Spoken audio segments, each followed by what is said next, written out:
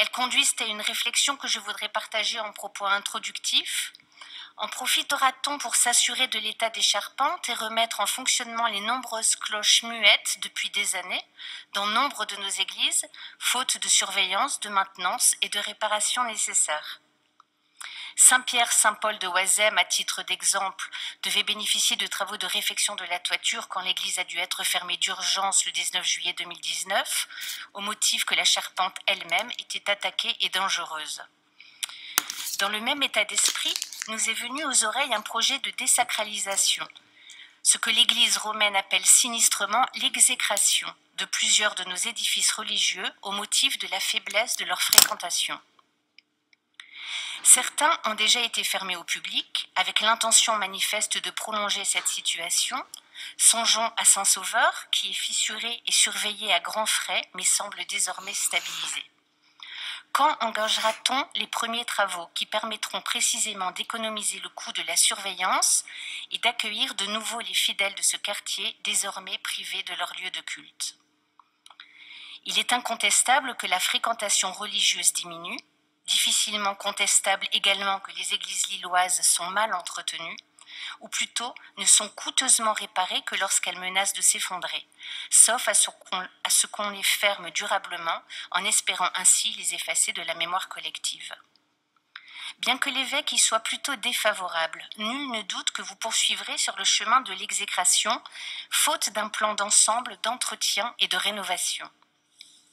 Gouverner, c'est prévoir, et plutôt que de laisser s'effondrer peu à peu des édifices qu'ainsi vous pourrez vendre, j'aimerais vous suggérer ce que la modernité appelle une démarche proactive.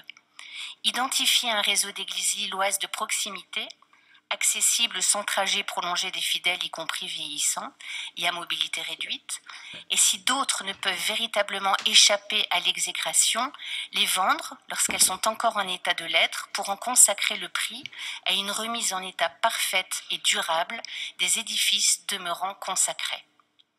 Lorsque je dis les vendre, je songe évidemment à des ventes accompagnées de cahiers des charges assurant la pérennité de l'aspect extérieur de ces édifices, qui depuis des siècles sont inscrits dans notre paysage patrimonial. Souvenons-nous d'ailleurs au passage que ces églises furent financées par les deniers des fidèles et étaient entretenues à l'aide des revenus des propriétés du clergé catholique qu'on a dépossédé sans indemnité de son patrimoine pour juger aujourd'hui qu'il coûte bien cher à préserver. Les restaurations devraient en outre être accompagnées d'une mise en valeur touristique. Notre-Dame de Fives, pour exemple, récemment restaurée, est magnifique mais ignorée. Ce patrimoine public devrait être médiatisé par notre commune afin d'y attirer le plus grand nombre de passionnés d'architecture ou de patrimoine. Plus généralement, la vente comme les restaurations nécessiterait d'y réfléchir globalement, en commençant par déterminer les besoins. Quand une étude générale de l'État des besoins présents et futurs et des diverses options envisageables sera-t-elle présentée aux élus lillois, préalable indispensable à la planification de la sauvegarde de notre patrimoine religieux? Paul Valéry écrivait en janvier 1929 dans sa petite lettre sur les mythes « Que serions-nous sans le secours de ce qui n'existe pas? Une chose est certaine, nous ne serons plus rien quand tout sera détruit. » Je vous remercie.